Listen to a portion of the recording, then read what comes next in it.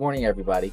My name is Devin with Myrtle Beach Generators. Today we're doing an install in Chestnut Ridge, Myrtle Beach. So today's plan is Chase is going to be doing the electrical today.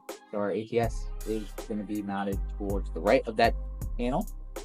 Then I will be doing the gas line on that side, running the gas line all the way down and putting the generator right between the disconnect and the window. So let's get started.